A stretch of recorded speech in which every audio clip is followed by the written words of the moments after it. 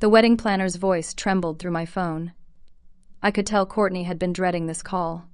She cleared her throat twice before finally speaking. Your family has decided to cancel your invitation to the wedding, but they're requesting that you allow them to keep the $65,000 deposit you paid 3 months ago. I stood perfectly still in my downtown office, watching the afternoon sun reflect off the buildings. My response came out calm, almost cold. Tell them I'll cancel the entire wedding instead. Courtney gasped. But ma'am, you're not the bride. You can't just. I interrupted her gently. No, but I own Riverside Manor, the venue. I own Hartwell Catering Company. And I own the entire Grandstone hotel chain where all 200 guests have their reservations. The line went silent. I stood there holding my phone, looking down at the city I'd built my empire in. 10 years of work. 10 years of 18-hour days, rejected loan applications, and sleepless nights worrying about payroll. I started with one small bed and breakfast right after college, a rundown Victorian house that everyone said was a money pit. They were right, but it was my money pit. Now I had 3 luxury hotels, 2 event venues, and a catering company that served everyone from local weddings to corporate galas. 3 months ago, my younger brother Ryan came to my office with that nervous energy he always had when he needed something. He was 4 years younger than me, still figuring out his life while I'd already built mine. But he was my baby brother, and when he asked me to help with his wedding to Stephanie Burke, I didn't hesitate. I barely knew Stephanie. They'd only been dating 8 months, and I'd met her maybe 3 times at family dinners. She was quiet around me, always letting Ryan do the talking. But Ryan seemed genuinely happy, and that was enough for me. When he showed me the venues they were looking at, the prices made him wince. I offered my properties at cost and paid the deposit myself as a wedding gift. $65,000. It was a lot of money, but Ryan was family. The wedding was supposed to be in 9 days. My phone buzzed again. Courtney. I almost didn't answer, but something made me pick up. Please, Linda. Please don't cancel everything. Courtney's voice cracked with desperation. The bride's family. They'll be ruined. Everyone's flying in. The flowers are ordered. The dress alterations are done. I sat down at my desk, suddenly exhausted. Who made this decision, Courtney? There was a long pause. Mrs. Patricia Burke, Stephanie's mother. She called me yesterday and said that your presence would overshadow the bride, that your corporate success would make Stephanie feel inferior on her own wedding day. She was very insistent. And my brother? Did Ryan agree to this? Another pause, longer this time. He was there when his future mother-in-law called me. He didn't object. Something cold settled in my chest. And the money? Mrs. Burke said you'd offered it as a gift, that you'd understand this was for the best, that you were a successful businesswoman who wouldn't miss it. I almost laughed. The audacity was breathtaking. I'll call you back, Courtney. My office door opened, and Angela Martinez walked in, my business partner and best friend since college. She took one look at my face and closed the door behind her. What happened? I've been uninvited from Ryan's wedding. They want to keep my money, though. Angela's eyes widened. She'd been warning me for weeks that something felt off about Stephanie. During all the venue tours, Angela noticed how Stephanie took photos of everything, asking detailed questions about revenue, occupancy rates, and profit margins. Questions that seemed odd for a bride supposedly focused on her big day. I knew it. Angela dropped into the chair across from my desk. I knew that girl was up to something. Did you talk to Ryan? I was about to call him when my phone buzzed with a text. From my mother, Carol. Ryan told us what you're threatening.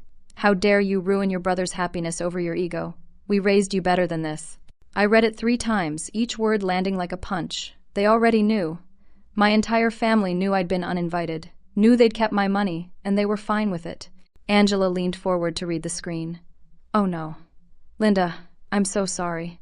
I felt something inside me go very quiet and very still. My own parents had chosen Ryan's wedding over me. They'd chosen a woman they barely knew over their own daughter. I stood up, grabbed my keys, and headed for the door. Where are you going? Angela called after me. To get some answers. My childhood home looked exactly the same as it had for 30 years.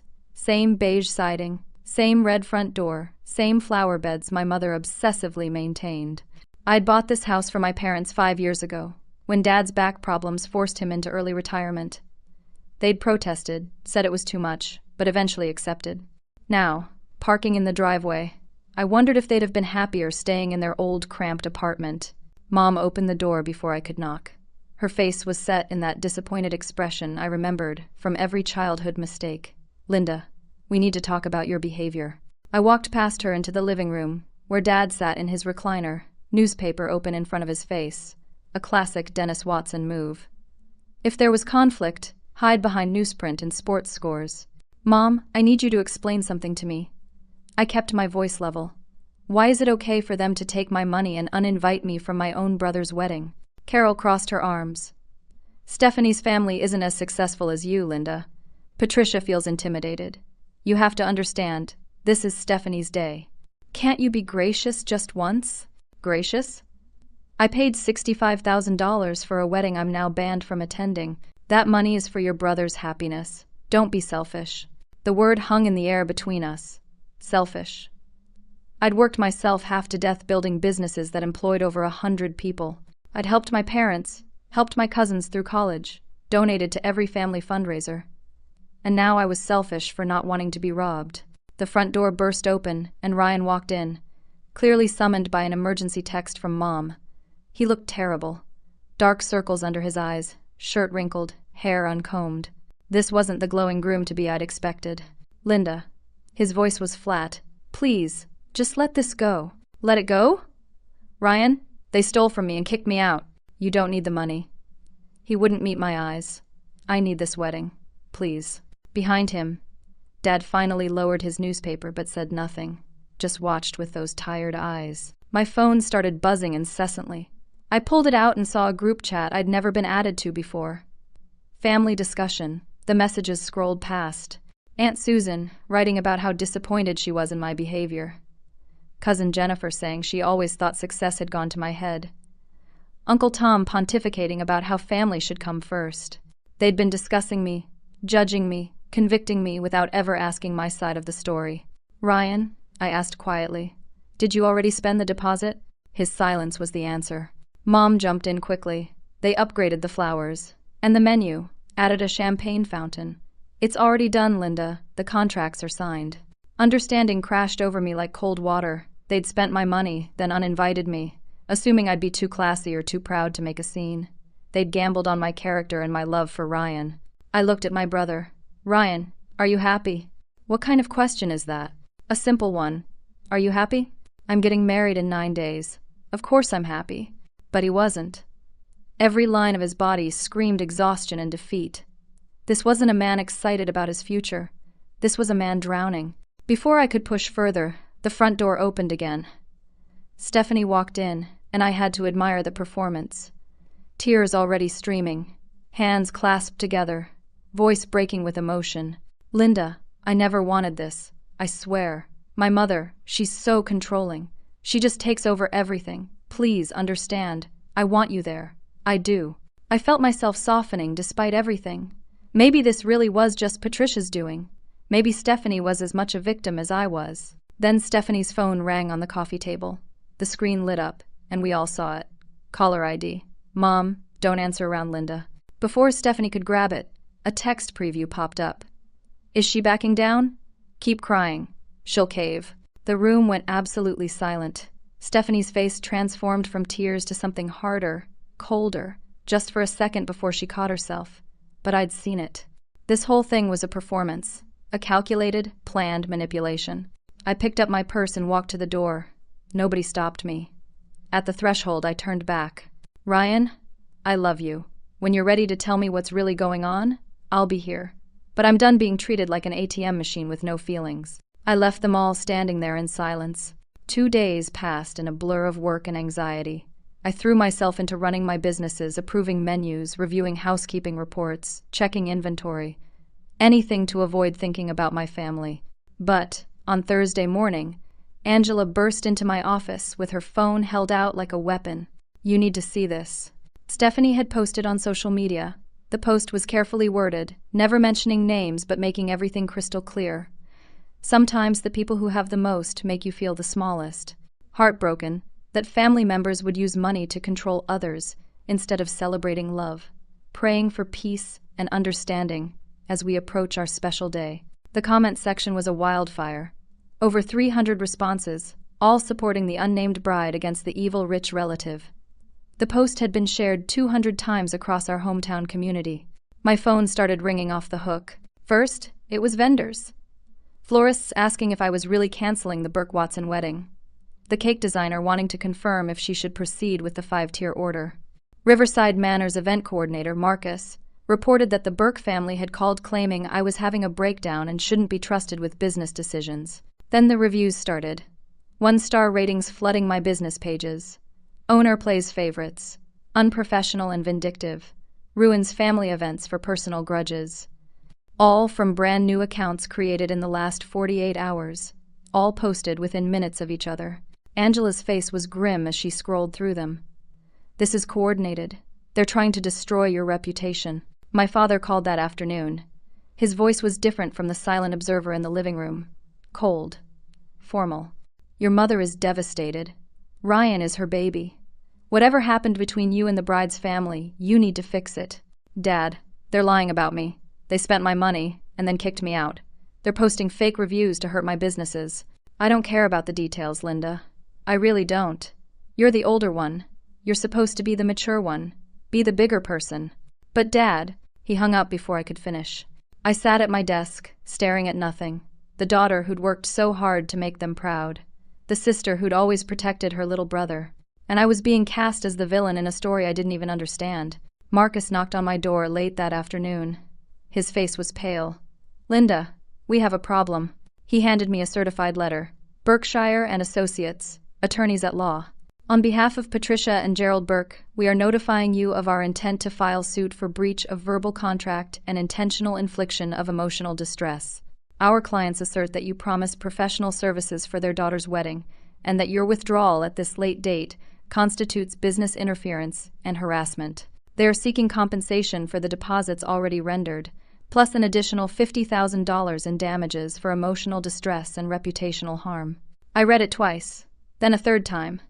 They weren't just keeping my money. They were suing me for more. Angela was on her phone in the corner, typing frantically. Her college friend had worked at a luxury resort in Arizona. The same resort where Stephanie claimed to have been an event coordinator 2 years ago. Angela had been trying to find out why Stephanie left. Finally, Angela's phone rang. She listened, her eyes getting wider, then thanked the caller and hung up. Linda, Stephanie didn't quit that job. She was fired. And there's more. She was arrested. What? Credit card fraud. She was stealing guest information and using their cards for personal purchases. The charges were eventually dropped due to insufficient evidence, but the resort paid her to leave quietly to avoid a scandal. Before I could process this, my computer dinged with a new email. Unknown sender. Subject line: You need to know the truth about Stephanie. I opened it with shaking hands. Inside was a photograph. Stephanie in a wedding dress, standing next to a different man, in front of a different venue. The date stamp read 18 months ago. The email continued. I'm Rachel Thompson, Stephanie's former college roommate. We need to talk. She did this to my family too. I met Rachel at a coffee shop 45 minutes outside of town the next morning. I'd told no one except Angela where I was going. Rachel was a small woman, with tired eyes and a manila folder clutched in her hands. Thank you for meeting me, she slid into the booth across from me. I know this sounds crazy, but you're in danger. Your whole family is. Tell me everything. Rachel's story spilled out like she'd been holding it in for too long. She and Stephanie had been roommates at Arizona State University. After graduation, Rachel got engaged to a man named Brandon from a wealthy family in Scottsdale. During wedding planning events, Stephanie befriended Brandon's younger brother, Marcus. Within 6 months, Stephanie and Marcus were engaged. Stephanie convinced Marcus's family to fund an elaborate wedding. She requested money from different relatives for different things, $40,000 in total deposits. Then, 2 weeks before the wedding, Rachel received a call from the wedding coordinator. Her invitation had been revoked due to jealousy issues. Rachel assumed it was a misunderstanding. Rachel pulled photos from her folder. But 3 days before the wedding, Stephanie called it off, claimed Marcus had cheated, which he hadn't. She kept all the gifts, all the deposits, and disappeared. Marcus was devastated. His family lost all that money, and everyone blamed me somehow, like I'd caused problems. My hands were shaking. The pattern was identical. Rachel spread more papers on the table. I've been tracking her for 2 years. Social media, public records, everything. She's moved through 3 different states, different boyfriends, different stories, different careers. I found at least 2 other similar situations. Engagements, expensive weddings planned. Then something goes wrong and she disappears with the money. Angela had been researching too. She slid her laptop across the table. Look at this. Stephanie's used 3 different last names. Burke is her current name, but she was born Stephanie Caldwell. Here's a marriage certificate from Nevada 4 years ago. She married someone named Justin Mercer. Is there a divorce record? Rachel asked. Angela shook her head. None that I can find. If this is valid, she might still be legally married. I need to tell Ryan. I pulled out my phone, but I had no missed calls. No texts. I tried calling him. The call went straight to voicemail. I tried texting. The messages showed as delivered but never read. He blocked you, Angela said gently. My mother called instead. A woman named Rachel contacted Ryan with lies about Stephanie. You're behind this. You hired someone to destroy your brother's happiness. How could you, Linda? Mom, listen to me. No. You listen. I don't know what happened to you. Success made you cruel. We're done talking until you apologize to Ryan and his fiancée. She hung up. My extended family had turned on me completely. Even my grandmother, the one person who'd always been in my corner, wouldn't return my calls. But the worst was yet to come. That afternoon, my corporate attorney Richard called with news. Linda, have you seen the local blog Southern Scoop? No, why? They published an article about you. The headline is, Local Hospitality, Mogul Accused of Family Exploitation. I pulled it up on my phone. The article was devastating. Anonymous sources close to the family claimed I'd manipulated my brother into using my services, then threatened to ruin his wedding when I didn't get my way. It painted me as a controlling narcissist who couldn't stand not being the center of attention. 2 of my upcoming corporate clients called within the hour. We're reconsidering our event bookings. Nothing personal, but we need to evaluate whether this publicity aligns with our company values. Angela's friend in Arizona finally sent the information about Stephanie's arrest. It was worse than we thought. Stephanie hadn't just used guest credit cards. She'd created an entire fake identity using stolen information. The charges were dropped only because the resort settled with her to avoid a lengthy legal battle and bad press. They'd essentially paid her to go away. I was sitting in my office at 6 that evening, trying to figure out my next move, when a courier arrived with another certified letter. This one made me stand up so fast my chair rolled backward. Emergency restraining order hearing. Patricia and Gerald Burke were filing for a protective order against me. The petition claimed I'd been harassing and stalking Stephanie, that I'd sent investigators to dig into her past, that I'd made threatening phone calls and intimidated family members. The hearing was scheduled for 2 days from now.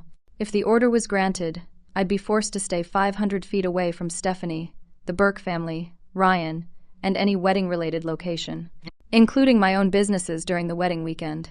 Richard called me immediately after receiving his copy.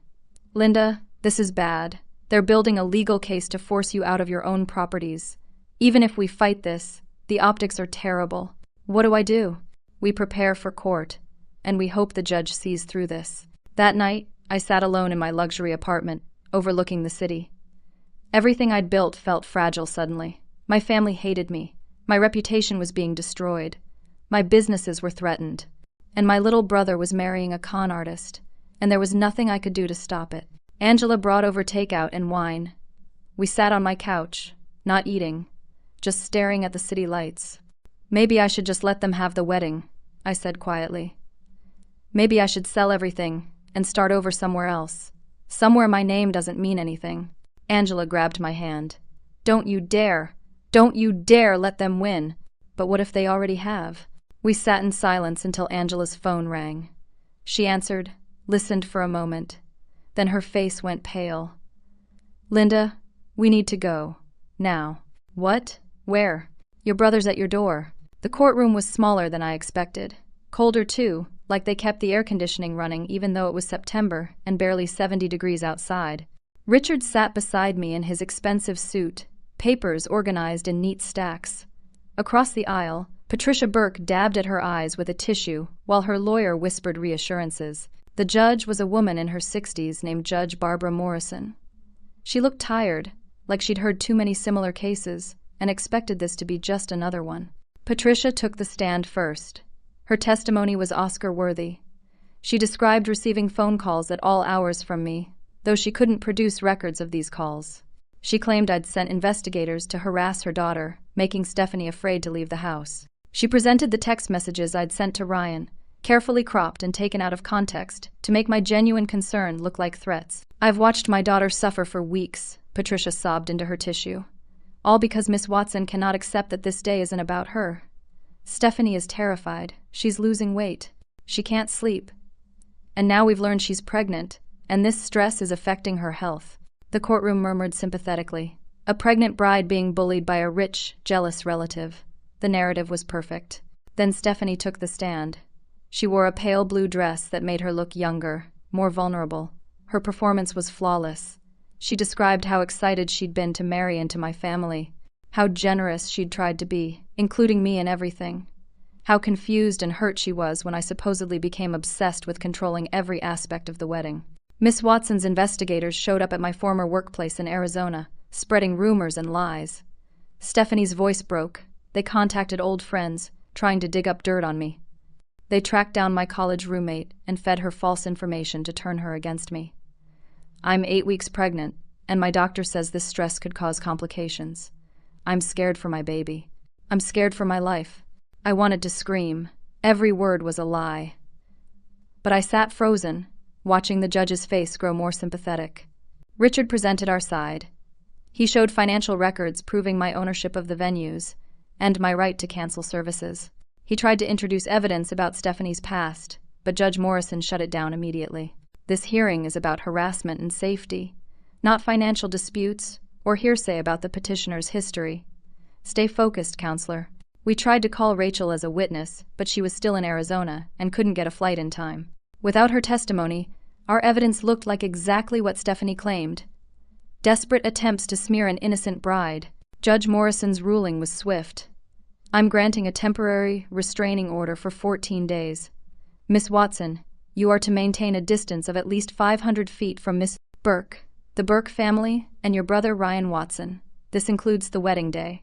However, I'm not forcing you to close your businesses. You may conduct operations through representatives, but you cannot personally be present at any location where the protected parties might be. Richard tried to object, but the judge was already moving on to her next case. We filed out of the courtroom in silence. Outside, news cameras were waiting. Someone had tipped them off. Patricia immediately walked over to give an interview while Stephanie clung to her arm, looking fragile and afraid. "We just want to celebrate love," Patricia told the cameras. "It's heartbreaking when jealousy and money tear families apart. But we're trying to focus on the positive. My daughter deserves a beautiful wedding day without drama." I walked past without comment, but my silence looked like guilt on camera. By that evening, the video had gone viral locally. Rich hotel owner restrained from brother's wedding. The comments were brutal. My businesses took immediate hits. 3 major corporate clients canceled future bookings. One sent an email saying they couldn't associate with someone involved in such public family dysfunction. My board of directors called an emergency meeting for the next morning. I didn't attend family dinner that night. I didn't even try. Instead, I went home to my empty apartment and allowed myself to break down completely. I sat on my bathroom floor and cried for the first time since this nightmare began. Cried for my brother who'd chosen a monster over me. Cried for my parents who'd turned their backs. Cried for the family I thought I had. My grandmother's voice was on my voicemail from earlier that day. She hadn't called back, but I'd left her one last message. "Grandma, I just wanted to help Ryan. I don't understand how everything became this. I love you." Angela found me there around midnight. She'd let herself in with her spare key when I stopped answering texts. She didn't say anything, just sat down on the floor beside me and held my hand. "I'm thinking about selling everything," I whispered. "Just walking away, starting over." "Don't," Angela said firmly. "Don't let them break you. I think they already have." We sat there until the knocking started. Loud, frantic pounding on my front door. Angela went to check the security monitor and came back with wide eyes. "It's Ryan, and he looks terrible." She let him in. My brother stumbled through the door, drunk and falling apart. His shirt was untucked, his eyes red and swollen. He collapsed onto my couch and started sobbing. "I can't do this anymore. I can't marry her." Angela and I exchanged glances. I sat down next to him carefully. "Ryan, what happened?" "Everything. She's not pregnant, Linda. She admitted it last week. She bought a fake test online. When I confronted her, she said she did it because she was afraid I'd leave. My heart started pounding. You wanted to postpone the wedding? Yes. But Stephanie threatened to kill herself if I backed out. She locked herself in the bathroom with pills. I had to break down the door. His whole body was shaking. And Patricia? God. Patricia said if I cancel now, she'll sue me personally for all the wedding costs. Not you. Me. I don't have that kind of money. The prison was closing around him, and I could see it in his eyes. There's more, he continued. Stephanie monitors my phone, my emails, my friends. She knows where I am every second. I can't breathe, Linda. I can't eat. I can't sleep. I thought getting married meant building a life together, but she's erasing mine. I pulled him into a hug while he cried. This wasn't just wedding drama. My brother was being abused, and I'd been too focused on the betrayal to see it. As Ryan talked, his phone kept buzzing. Stephanie calling. Where are you? You said you were getting gas. Ryan panicked, trying to leave. I have to go. She'll know I came here. He rushed to the door so fast his phone slipped from his pocket onto my couch. Before I could call him back, a text came through on the screen. From a contact saved as D. Your bride's getting cold feet? Don't worry, baby. Once this wedding's done and you get that insurance money from the hotel fire, we're set. She has no idea. Another text immediately after.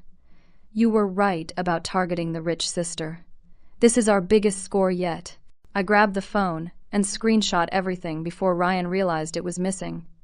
When he came back, panicked, I handed it to him silently.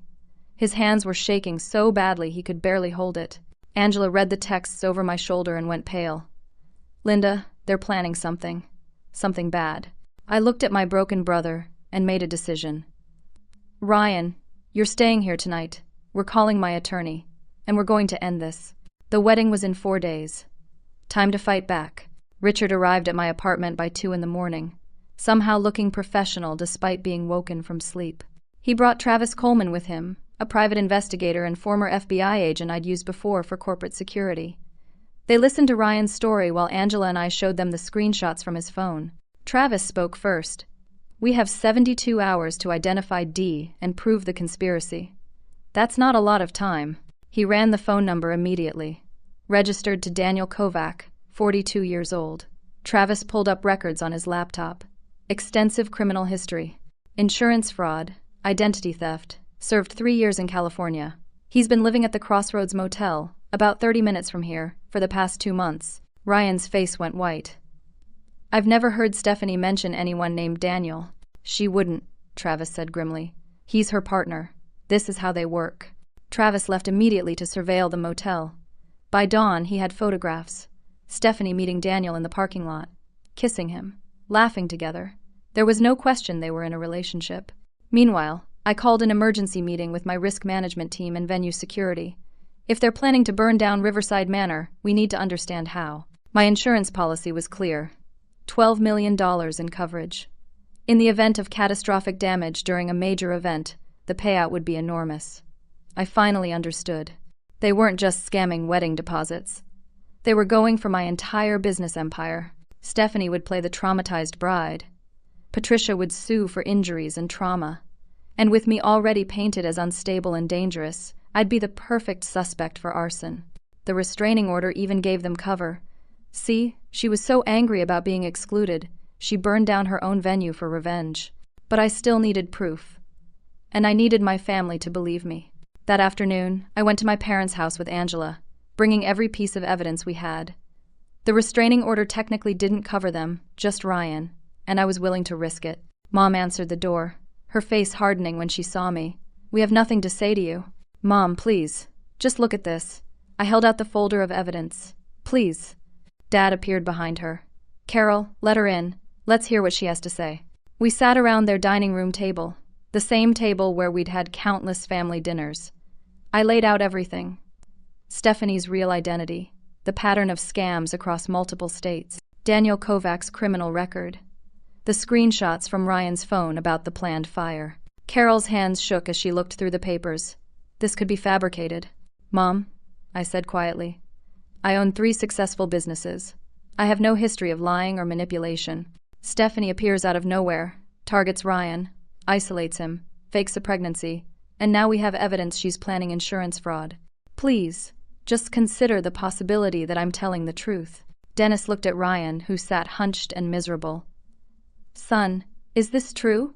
Is Stephanie controlling you?" Ryan finally broke. He told them everything. The fake pregnancy, the threats, the monitoring, the abuse. When he finished, Carol was crying silently. "Why didn't you come to us?" Dennis asked. "Because you'd already chosen her over Linda," Ryan said bitterly. "You made it clear whose side you were on." The shame on my parents' faces was palpable. But there wasn't time for family therapy. We had a criminal conspiracy to stop. Richard laid out our options. We go to the police with everything we have.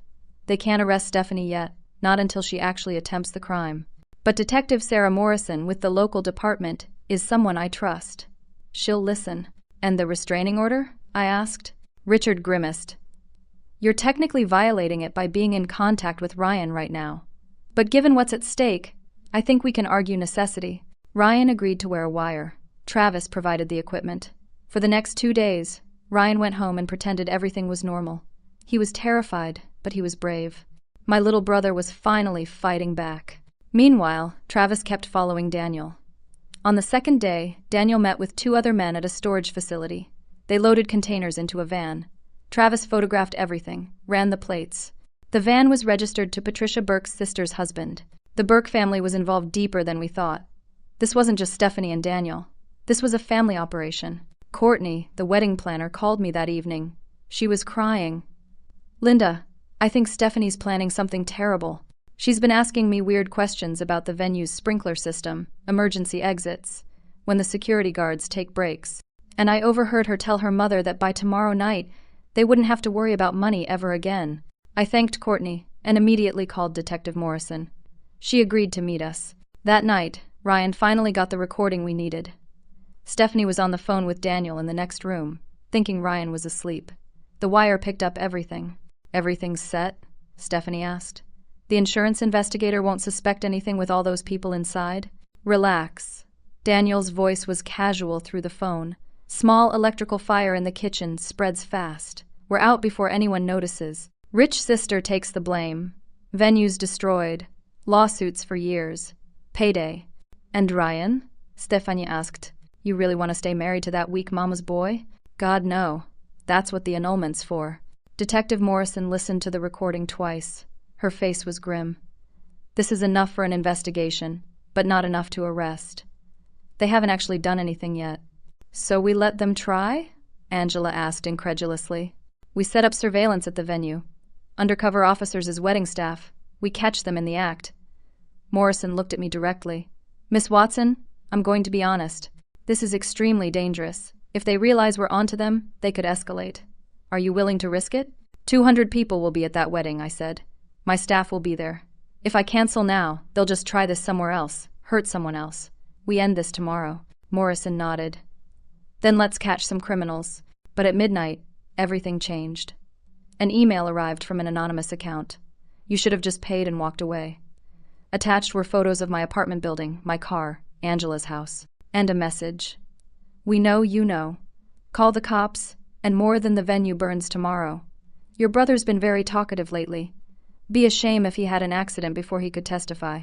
They were threatening Ryan's life. I called Morrison immediately. They've moved up the timeline.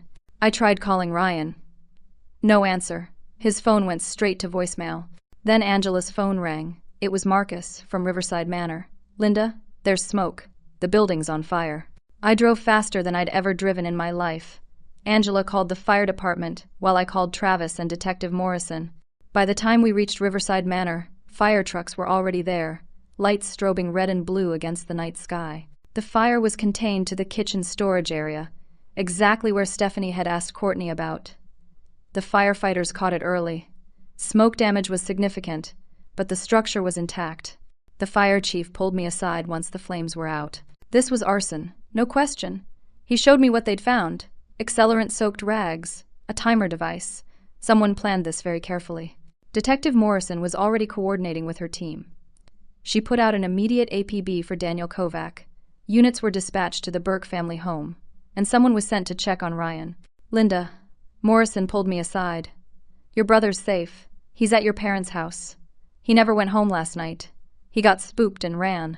Relief flooded through me so intensely I had to sit down. The police found Daniel at his motel at 4 a.m, packing to leave. Containers of accelerant in his car. Burned clothing in the dumpster. He was arrested on the spot. And Daniel, facing serious charges, started talking immediately. Gave up Stephanie, Patricia, even Gerald Burke. By 6 o'clock, Morrison had enough for arrest warrants. The raid on the Burke home happened at dawn. I wasn't there, but Morrison called me afterward with the details. Stephanie tried to run. Made it as far as the backyard before an officer tackled her. Patricia became hysterical. Gerald just stood there in silence, defeated. In Stephanie's room they found everything.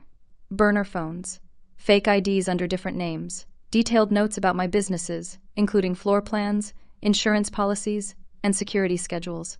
A laptop with files on at least 8 other victims across 6 states. By 8 o'clock, I was at the police station giving my full statement. By 9 o'clock, the story broke. Local wedding conspiracy foiled, 4 arrested. The same news stations that had vilified me were now scrambling to report the truth. My phone exploded with calls. Extended family members wanting to apologize. Vendors wanting to confirm they'd still work with me. Corporate clients calling to reinstate their contracts. The blog that had published the hit piece issued a retraction and apology. But I ignored all of it. I drove to my parents' house where Ryan was waiting.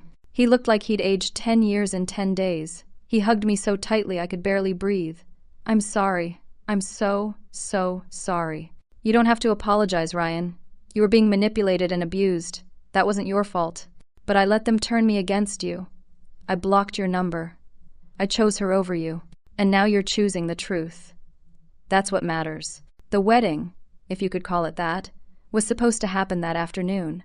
200 guests were already in town, booked into my hotels. So I made a decision. I called Angela. Use the Grandstone Ballroom. It's bigger anyway. Get the catering staff to redirect all the food there. Flowers, decorations, music, everything. We're having a party. What are we celebrating? Angela asked. The truth. And family. By 3 o'clock, 150 people had shown up.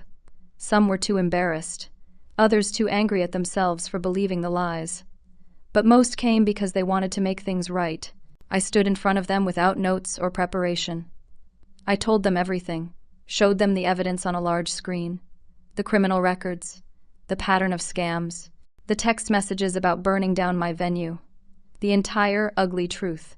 The room was silent except for gasps of shock and horror. Then my mother stood up.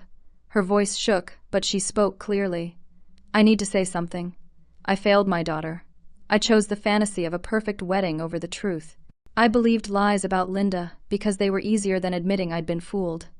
Linda, I am so sorry. I don't deserve your forgiveness, but I'm begging for it anyway. My father stood beside her, tears streaming down his face. You're the strongest person I know. You built an empire, and we tried to tear you down because we were too proud to see what was right in front of us. I'm ashamed. I love you, and I'm sorry. One by one, family members came forward. Aunt Susan apologizing for the group chat messages. Cousin Jennifer admitting she'd been jealous of my success and used this as an excuse to tear me down. Uncle Tom saying he'd judged without knowing the facts. Then Ryan took the microphone. His voice was barely above a whisper, but the room was so quiet everyone heard. Linda saved my life. She saved all of us from criminals who would have hurt people just for money. I was going to marry a monster, and I was too weak and scared to see it.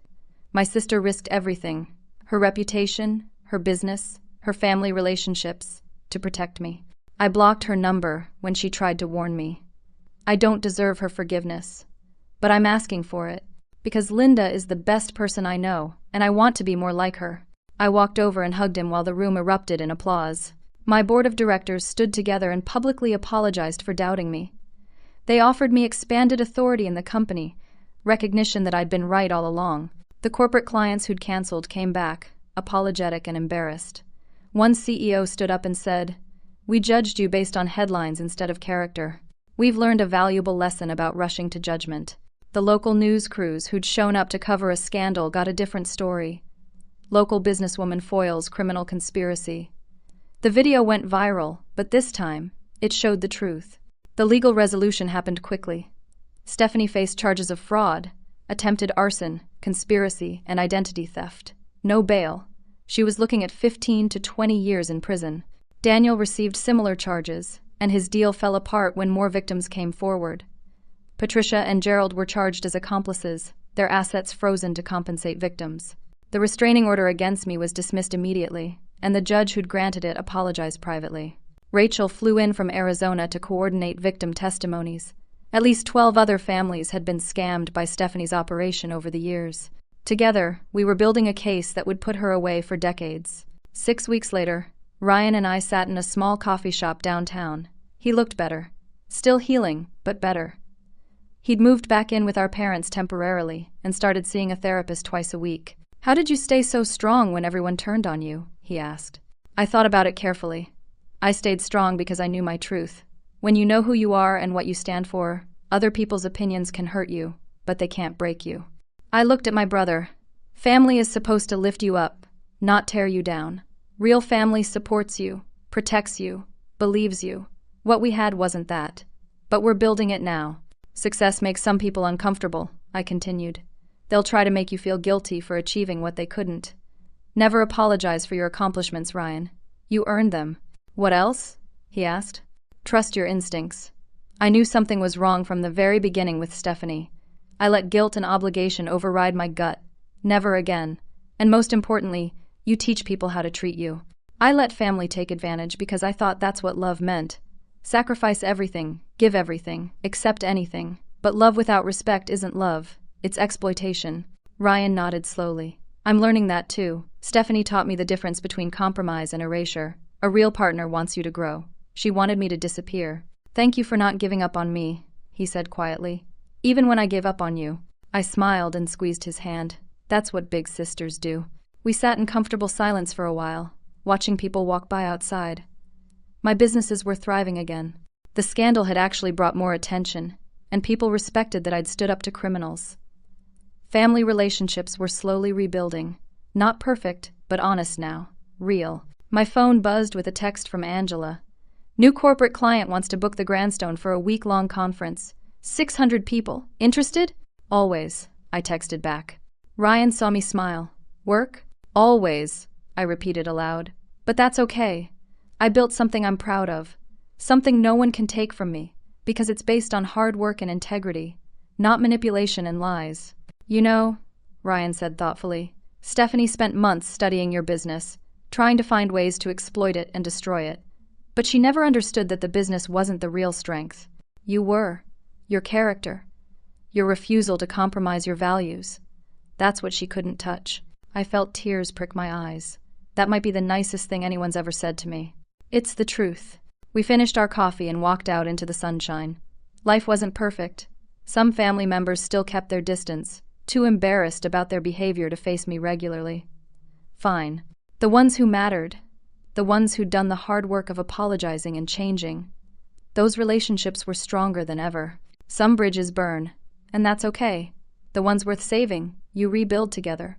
The ones that weren't? Well, sometimes ashes make the best fertilizer for new growth. I looked at my brother, my friend, my family. We'd survived something that should have destroyed us, and we came out stronger. Let me ask you something, and I really want to know your thoughts. Have you ever been in a situation where family asked you to sacrifice your boundaries or your truth to keep the peace? How did you handle it? Did you stand your ground or did you compromise? And looking back, what do you wish you'd done differently? Drop your answers in the comments below. I read every single one because your stories matter. Your experiences help others who might be going through something similar. If this story resonated with you, if it made you think about your own family dynamics or boundaries, please hit that like button. Subscribe to hear more stories about real people facing difficult situations and finding their way through. And share this with someone who might need to hear that it's okay to stand up for yourself, even when it's hard. Especially when it's hard. Thank you for listening to my story.